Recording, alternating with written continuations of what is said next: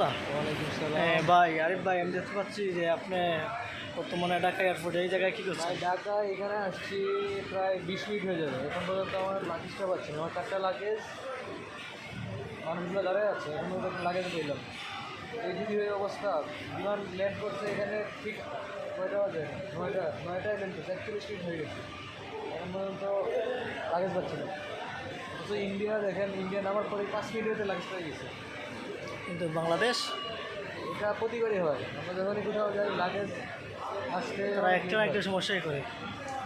এখানেই দেখেন, বুঝলাম না, অন্যান্য আমাদের ফ্লাইট পরে ফ্লাইটে এসে আপনার লাগেজ দিয়ে যাচ্ছে, আমাদের ফ্লাইট অনেক আগে আসছে।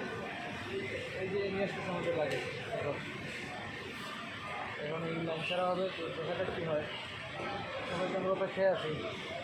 বিমানের প্রায় 150 জন যাত্রী, আমরা সবাই অপেক্ষায় আছি। আমরা দিল্লি থেকে আসছি, যদি দিল্লির কার্গো কখন আসে, সেই জন্য এখানে অপেক্ষা করতেছি, দেখা যাক কী হয়।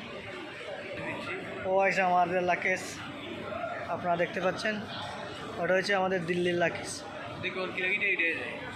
এখন দেখবেন কীভাবে ডিল মেরে মেরে বেল্টে দেওয়া হচ্ছে, দেখি অপেক্ষা করতেছে। বলি যাতে না এখন ভাই দিই কোনো এখন কীভাবে ডিল মেরে ডিল করে দেখেন। পাসপোর্টটা তো ভালো লাগছে না জানি। বাহিরের কান্ট্রিতে একটা লাগেজ একটা এনে রাখে বেল্টের। বাহ, মধ্যে তোমার পাসপোর্টটা লাগতো না?